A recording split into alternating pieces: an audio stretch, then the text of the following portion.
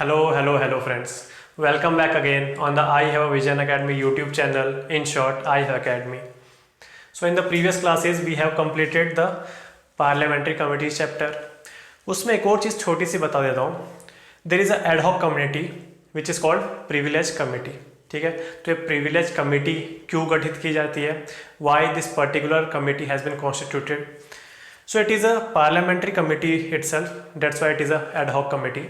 So whenever there is a breach of privilege in the question, then only the speaker of the house or the presiding officer of the house will constitute this particular privilege committee.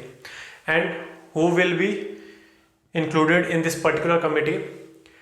All the party members in accordance to the proportion of the seats they are acquiring in the parliament. In that particular proportion, this particular privilege committee will be filled. तो यहाँ एक थोड़ा सा twist आ जाता है कि political parties are representing this particular committee, and then it will decide whether it is the case of the breach of privilege motion or not. If this particular case is established that there has been a breach of privilege, then वो अपना जो भी या तो punitive measures होंगे suspend किया जाएगा या तो फटकार लगाई जाएगी, ठीक है, क्रिटिसाइज किया जाएगा उस पर्टिकुलर मेंबर को. तो ये थोड़ा सा टॉपिक था. Now in today's class we will jump to the supreme court. So supreme court, as I have written, comes under chapter 4 of part 5. We all know this particular thing, part 5, what it deals with, union, ठीक है, and part 6 deals with states. So chapter 4 of part 5 deals with Supreme Court of India, and chapter 5 of part 6 deals with high courts, ठीक है. So starting from the very basics, this particular hierarchy of the judiciary system in India is a type of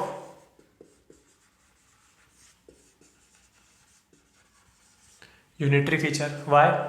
Because it is hierarchically organized and it is linked at the different levels. What are these different levels? You see,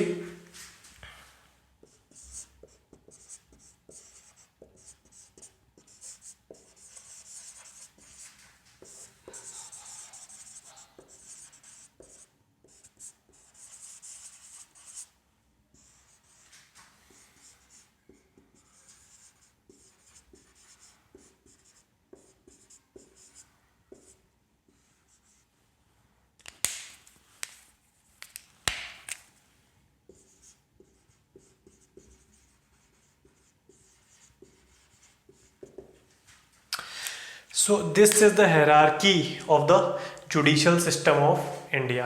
ठीक है, क्या लिखा है मैंने? First, there are various circuit courts. ठीक है, circuit courts are kind of regional benches. ठीक है, उसके ऊपर at the district level you will have district courts. Now there are two types of cases which are handled by the judiciary. First is civil cases and second is criminal cases. So whenever a judge will preside over the civil cases in the judiciary, then it is called district judge. Civil cases, district judge. Whenever that same particular judge will preside over the criminal cases, it will called sessions judge. ठीक है, अब ये दिल पे मत ले जाना कि वही एक जज दोनों भी कर सकता है या नहीं कर सकता, वो हमारा मैटर नहीं है. If we move up from the district, in the states there will be high courts, and I have given you famous lines that high courts, this particular high courts are not of the state or not by the states, they are for the states. It means of the states, high courts are not owned by the states, neither they are created by the states, but are there for the states. ठीक है, तो वो उनके लिए बने हुए हैं. आप उनका हाई कोर्ट्स का आराम से इस्तेमाल करो जिस पर्पस के लिए वो बने हुए हैं, and in turn high courts will also help you in your administration. ठीक है, किसका administration?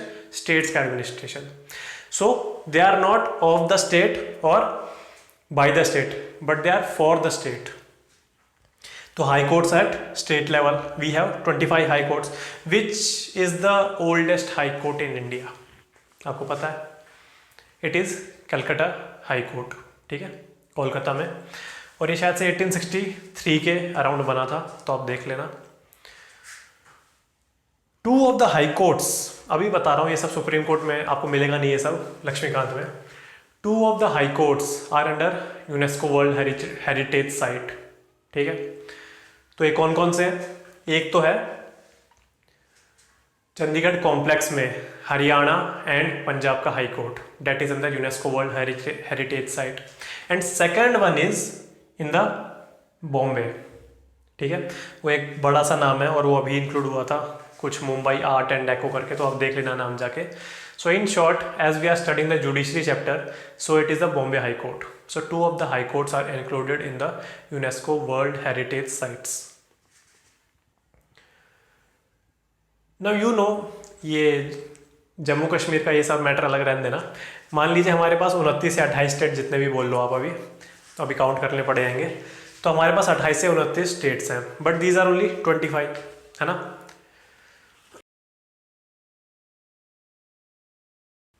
More over we have union territories also. फिर से वही दिक्कत, 6-7 है, रहने दीजिए, अभी यहाँ कंसेप्ट पे फोकस करते हैं। सो ये 25 क्यों है? देखिए,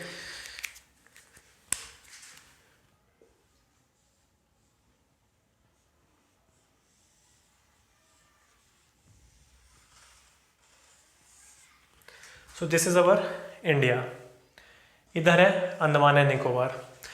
so the jurisdiction over Andaman and Nicobar किसके पास है? कलकत्ता हाई कोर्ट या Kolkata high court. Andhra Pradesh don't have it's own high court, तो कहाँ जाता है? गुवाहाटी हाई कोर्ट में। गुवाहाटी किधर है? असम में। Which state lies beneath Andhra Pradesh? Nagaland. So Nagaland के पास नहीं है, कहाँ जाता है? गुवाहाटी हाई कोर्ट में, ठीक है। नेक्स्ट कौन सा स्टेट है नागालैंड के नीचे? Manipur. Manipur has its own high court. Manipur के नीचे कौन सा है? Mizoram. Mizoram also goes to Guwahati high court, ठीक है। और ज़्यादातर के पास सबका अपना भी है हाई कोर्ट्स, ठीक है। I have told you about Andaman and Nicobar. Now this here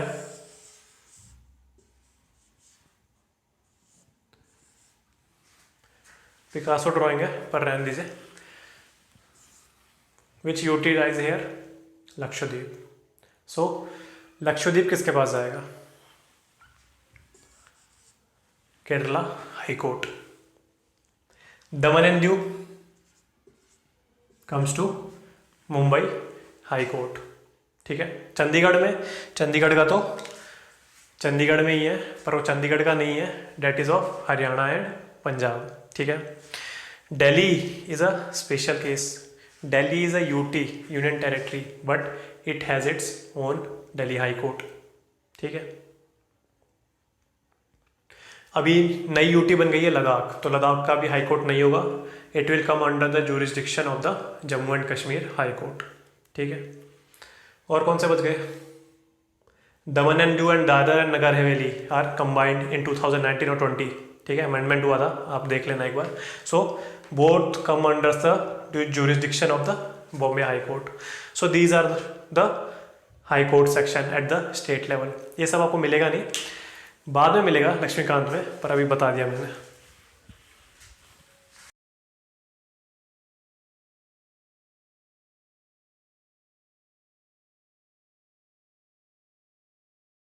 जो नॉर्थ ईस्ट स्टेट्स हैं वो याद हो जाते हैं, जो भी न्यू कमर्स हैं उनके लिए एक अच्छी ट्रिक है।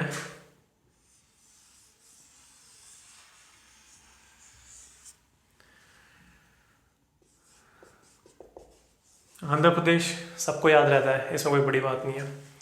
ये 3 स्टेट दिक्कत करते हैं यहाँ से यहाँ तक, और यहाँ त्रिपुरा है, ये भी सबको पता है ना।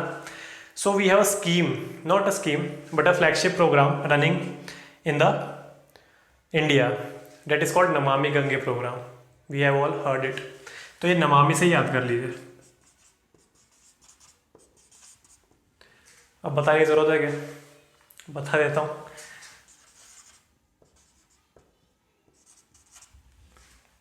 ठीक है. एंड त्रिपुरा, तो ऐसे याद कर लेना, आसान है.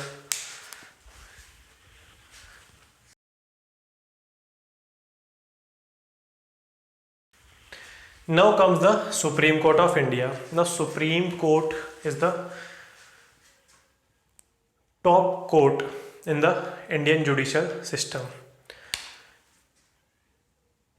Jurisdiction of high courts, इनके सब के अंडर ये आएंगे जितने भी हैं. ठीक है.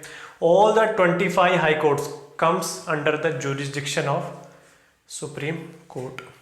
ठीक है. So they are hierarchically organized. Understood? And also they are linked. How they are linked? The judges which are sitting in the district level courts, they will be elevated to the high court judges, and the judges who are occupying their position as a judge in the high courts will elevate to the Supreme Court judges. So these are organically linked also. Understood? So it is a unitary feature or it is a dhabba of the federal feature. In the USA, they have Supreme Court of USA as well as Supreme Court of each state. कितने state है? 50, है ना. तभी उनके flag में stars कितने हैं? शायद से 50 ही हैं, देख लेना. सो नाउ हमारा चैप्टर है सुप्रीम कोर्ट. मैंने आपको सभी चीज़ बता दी बार. So chapter 4 of part 5 consist of supreme court. Now इसकी सिग्निफिकेंस क्या है सुप्रीम कोर्ट के, या इसके फंक्शनिंग क्या है? तो देखिए, guardian of constitution,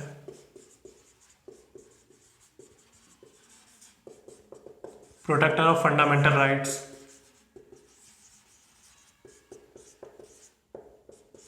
highest court of appeal. और बताइए, advice to president comes under advisory jurisdiction of supreme court. क्या होती है advisory jurisdiction, original jurisdiction, exclusive jurisdiction? So हम ये बाद में पढ़ेंगे in the upcoming lectures. So these are some of the functions of the supreme court. एक और है, अच्छा, federal court. It comes under original exclusive jurisdiction of Supreme Court. Now what is this particular term mean? Federal court. It means the disputes regarding center state or between two states will be dealt with only Supreme Court and none of the inferior courts. Inferior courts in the sense who are below Supreme Courts. It means high courts or as well as district courts. एक और बहुत अच्छी चीज़ है, ऐसे ही याद आ गई. So I would like to tell you, Supreme Court can issue death sentences. We all know high courts also can issue death sentences. This particular thing we have known. मैंने आपको बता दिया तो आपको पता चल गया. District courts also have the power to issue death sentences. पर इसमें छोटा सा ट्विस्ट है. Yes, they have power to give the sentence of death penalty, but इसमें छोटा सा ट्विस्ट है. वो क्या है, वो डिस्ट्रिक्ट कोर्ट्स में समझेंगे. ठीक है, ऐसे ही याद आ गई थी तो बता दी. So federal court, guardian of constitution, protector of fundamental rights. We have seen in the fundamental rights section that writ issuing power of Supreme Court is narrower than writ issuing power of high courts. It means 32 power is much narrower than 2 to 6. अगर आपको थोड़ा याद है तो. Why is this case? Because constitutional fathers, they thought that this particular body, Supreme Court, has to deal with particular violation of fundamental rights. That's why it is called protector of fundamental rights. On the other hand, 2 to 6, which deals with writ power of high courts. So high courts has given broader term, that is writs can be issued by high courts on the violation of fundamental rights plus other legal rights. So that's why 32 powers are narrower than 2 to 6, ये हमने पहले पढ़ा था, है ना। सो इससे हमको देखो एक और केस समझ आता है। छोटी छोटी चीज़ आपको कहीं लिखे नहीं दिखेंगी, और लिखे भी दिखे तो you will skip over it. तो एक तो हमें पता चला 32 powers is narrower than 2 to 6, ठीक है। Another statement is writ issuing power of supreme court is exclusive to it. So is this correct statement और नॉट? एक्सक्लूसिव मतलब isolated, none other body has this particular power, this isolated power. So Supreme Court of India has writ issuing power and it is exclusive to it. So it is true or false? It is false, ठीक है। But writ issuing power of Supreme Court is the original jurisdiction of Supreme Court. It is correct or false? Yes, it is correct. Yes, it is original jurisdiction of Supreme Court. आप यहीं से थोड़ा अंदाजा लगा रहे होगे what is the meaning of exclusive jurisdiction as well as original jurisdiction. It means, ये लिखा ना टेबल हमारी, मेरी फंडामेंटल राइट्स का वॉयलेशन हुआ है, so constitution has given me right to approach directly supreme court. नहीं तो अगर ये चीज़ नहीं होती मेरे पास तो मैं क्या कर रहा होता? I have gone to district court. Now the district court has given the decree in favour of the government that dear citizen of India your fundamental rights are not violated और आर परमिसिवली वायलेटेड। इतनी जो permission हमने दी हुई है, सो ये कोई case बनता नहीं तुम्हारा और यहाँ से निकल जाओ, भाग जाओ, ठीक है। So via court and via an appeal we will move to high courts. High court भी हमें दो जुत्ती मार के भगा देगा। Then via court of appeal we will go to supreme court. So this is appellate jurisdiction. So supreme court is highest court of appeal, है ना। But in the case of violation of fundamental rights the constitution has given us the right to approach supreme court directly. That's why it is the original jurisdiction of the supreme court. As in the case of federal court also, Supreme Court is called federal court when it is hearing the dispute between center or state or between two states, so it is original jurisdiction. But in federal court it is original plus exclusive jurisdiction also. Understood? Exclusive मैंने बता दिया, isolated वाली term. So these are छोटी छोटी चीज़ें of the Supreme Court. ठीक है, इतना हो गया, absorb this.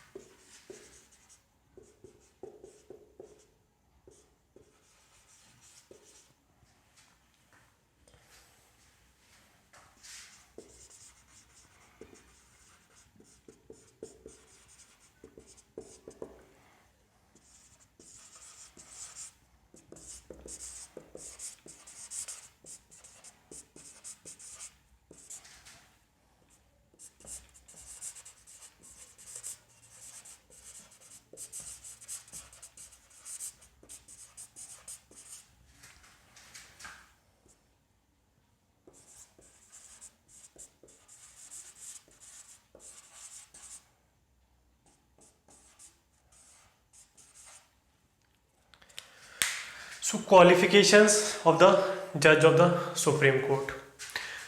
So Constitution has given 3 qualifications. First, he should be citizen of India, है ना. Second is 10 years advocate.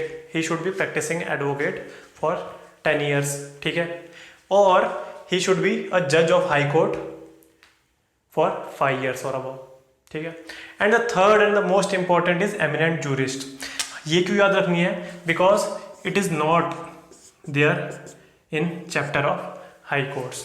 It means if a particular person is eminent jurist in the eyes of, किसके eyes of? In the eyes of president, तो क्या होगा? President can appoint all the judges of Supreme Court and High Court are appointed by President.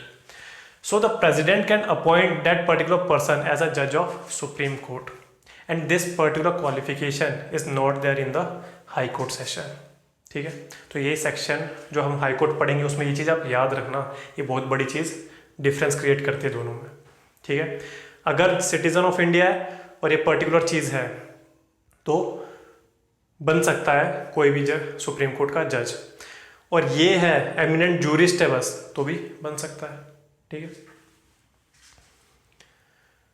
तो इतना पहले observe कीजिए, उसके बाद हम केसेस देखते हैं, because these are according to we will be studying collegium, ठीक है। तो एक बार देख लीजिए।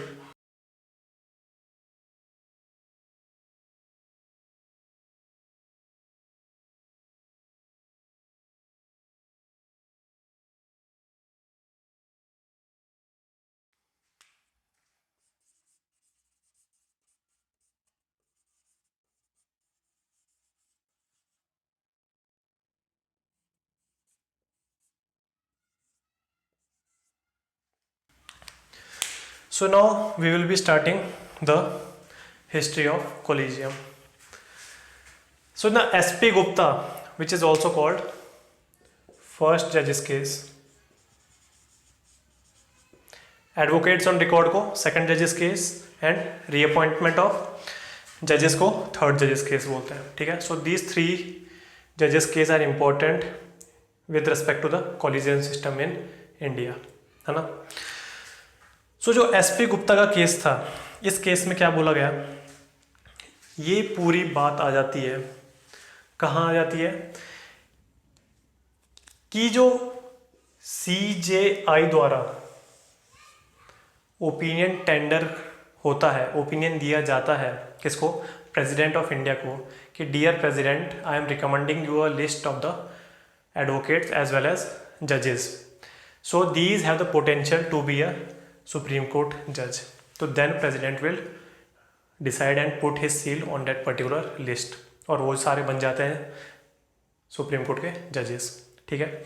सो आर्टिकल 124 ऑफ द कॉन्स्टिट्यूशन, उसमें ये लिखा हुआ है, president can appoint chief justice of India in consultation with जजेस of high court and supreme court. CJI के लिए क्या लिखा गया है? It can be appointed by president of India, कैसे? By president in consultation with the जजेस of high courts and supreme courts as he may deem necessary. It means उसको पूछना है तो पूछ ले, नहीं पूछना तो कोई दिक्कत नहीं है, ठीक है। फिर दूसरे में क्या लिखा हुआ है 124 में ही, कि but in respect to the appointment of rest of the judges of Supreme Court, the President shall consult Chief Justice of India as well as number of judges of Supreme Court and High Court as he may deem necessary, ठीक है। तो इन्हीं दो चीज़ों पे, इन्हीं दो statement पे ये पूरा हिस्ट्री ऑफ कॉलेजियम अभी हम समझेंगे, ठीक है। So this particular in the appointment of judges in the Supreme Court, the advice has been tendered by CJI to the, CJI मतलब Chief Justice of India, tendered by CJI to the President. Now, is President bound via this particular advice of Chief Justice of India or not? So, in the first judge's case, aka SP Gupta case, which happened in 1982 या 83 था, तो इसमें क्या हुआ था, court ने back step ले लिया, ठीक है। सुप्रीम कोर्ट ने बैक स्टेप ले लिया। क्यों ले लिया? ईरा देख लो कौन सा था, अगर आपको थोड़ा सा पता है इस ईरा में कौन प्राइम मिनिस्टर था, ठीक है।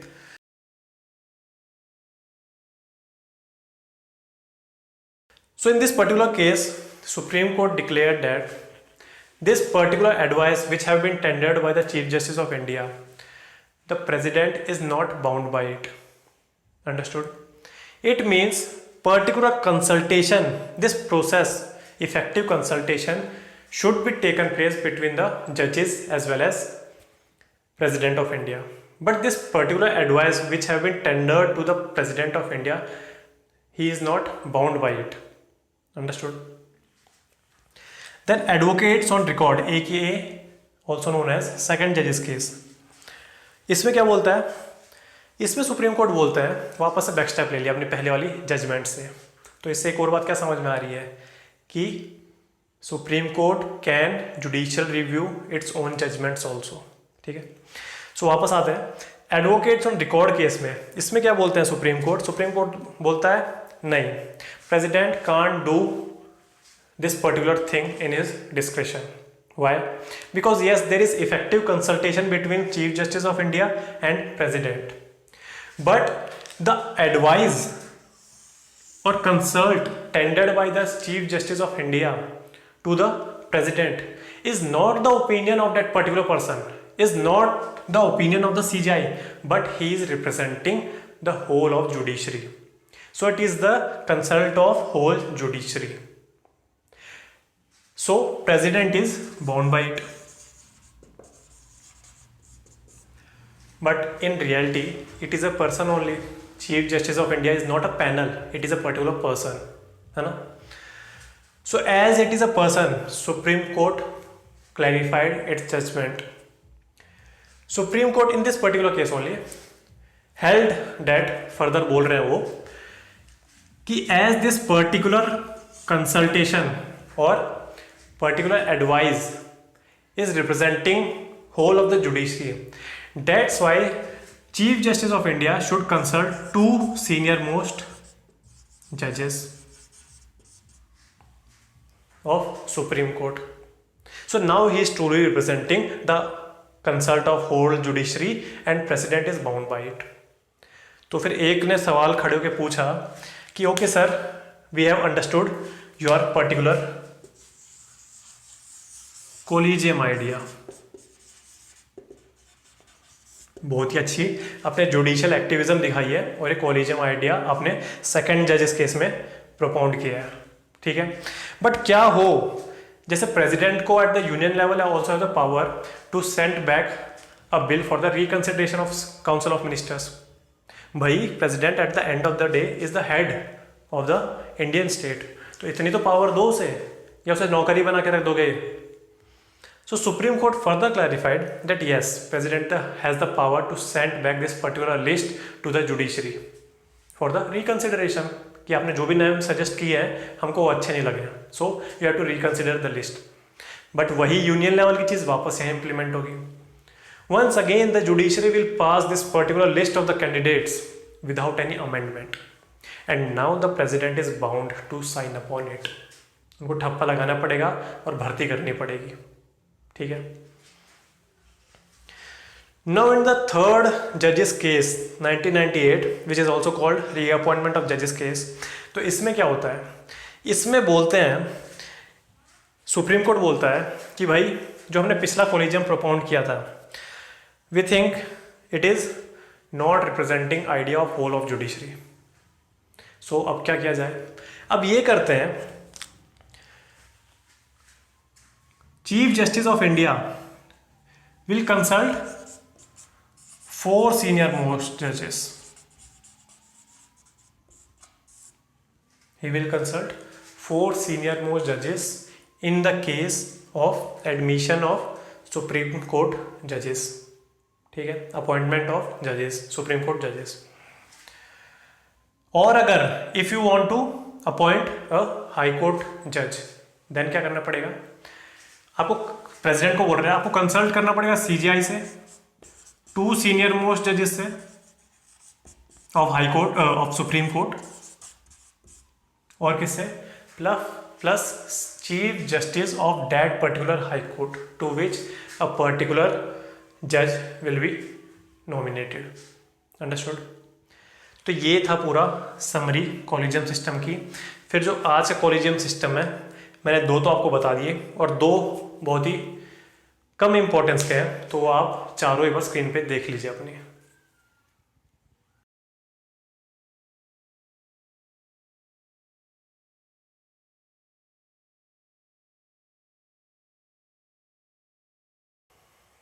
सो आपने कंपैरेटिव टेबल देख ली होगी। सो इसमें in the whole historical evolution of collegium system what we have learned that previously it was a nomination process, merely a nomination process. कैसे? प्रेसिडेंट नॉमिनेट्स द जजेस of the supreme court and high court, but now by this particular judicial activism बोल लीजिए, adventurism बोल लीजिए, overreach बोल लीजिए, this particular nomination process has been turned to participatory consultative process. Participatory consultative process. So these particular technical words you have to remember for the mains point of view. ठीक है, उसमें ये सब लिखेंगे तो बहुत ही अच्छा होगा। जैसे जब हम पंचायती राज पढ़ेंगे, when we will jump to Panchayati Raj institutions, there are two very heavy words that representative democracy will get converted into parliamentary, not parliamentary, उसका भी कोई एक वर्ड है, बहुत अच्छा वर्ड है, मैं अभी अभी भूल गया, मेरे को भी याद था। So representative democracy is converted to participatory democracy. ठीक है, पार्टिसिपेटरी डेमोक्रेसी, तो ये भी पार्टिसिपेटरी कंसल्टेटिव प्रोसेस है। अंडरस्टूड? तो ये टेक्निकल वर्ड्स याद रखने चाहिए। अच्छा, तो एक कॉलेजियम सिस्टम बन गया है। Now if a particular condition has arisen, what is this condition? That CGI on one side and collegium on other side, घिच पिच हो गया पर फ्लो बना हुआ है, समझ लो। CGI on one side and collegium on another side, they have contrasting or different ideas upon a particular name. So this particular thing will not go to the table of president, means this particular list or that particular person's name will not get communicated to the presidential office. Why? President head of Indian state है, उसके पास इतना time नहीं तुम्हारी बकवास सुनने का, ऐसे याद रख लो। ठीक, तो ये चीज है। ऑल एक और है इस पे, मोर ओवर 2 जजेस in this particular collegium system, if उनका opinion is different than rest of the जजेस। कितने हो गए रेस्ट? 3 CGI प्लस 2, क्योंकि 4 थे तो 2 ने तो रिजेक्ट कर दिया, डिसेंटो कर दिया। So this particular case also, this particular name और list will not go to the table of the president. Understood? Now this particular whole process, the appointment of judges, क्या कर रहे हैं जुडिशरी? जुडिशरी बोल रही है मेरा ही घर और मैं ही रूल बनाऊंगी। डेमोक्रेसी में ऐसा कभी होता है क्या? नहीं होता। Executive is responsible to legislature है हमारे में, जो भी पावर में है वो एक दूसरे पे डिपेंड होता है ना? तो जुडिशरी तो ऐसा कर रहे हैं। तो जुडिशरी फिर क्या बोलती है घुमाने के लिए बात, कि देखो मेरा घर है, मैं रूल्स बना रहा हूँ, बट मेरी बात सुनो, I am a very educated man, I am a man of wisdom. मैं क्या कर रहा हूँ कि this particular collegium system is judicially reviewable by किसका? प्रेसिडेंट, मेरे से ही। मैं ही इसको जुडिशियल रिव्यू भी कर सकता हूँ, पर किसका जुडिशियल रिव्यू करूँगा? कि जो फैक्ट्स और मैटर्स प्रेजेंट है, this particular list that has been given to the president, उस लिस्ट का मैं जुडिशियल रिव्यू कर सकता हूँ। ऐसे नहीं मैं CGI पे, sorry chief justice of India पे कोई प्यूनिटिव मेजर्स ले लूँ। अंडरस्टूड? कैसे घुमा ही बात है, तो अच्छी बात है घुमा दी, पर कोई बात नहीं है। So this is the whole of the process of और हिस्ट्री ऑफ कोलिजियम सिस्टम। अगली क्लास में, छोटी क्लास रखेंगे, अगली क्लास हम पढ़ेंगे acting chief justice of India कब होती है? जब chief justice of India vacant हो उसकी पोजीशन, या वो अपना काम ना कर पा रहा हो, या तो एब्सेंट हो अपनी पोजीशन से, then president will appoint a acting chief justice of India. Then we will study, यही है और तो कुछ है भी नहीं। Then we will study one more thing, एक और था, अब मैं भूल गया हूँ थोड़ा सा, तो वो भी था, तो वो भी पढ़ेंगे। उसके बाद हमने ये तो पढ़ लिया कि जो सुप्रीम कोर्ट है उसका अपॉइंटमेंट कैसे होता है, but how to remove a supreme court और हाई कोर्ट जज, ठीक है, वो भी थोड़ा सा बता दूंगा, थोड़ा सा रिवाइज हो जाएगा आपका।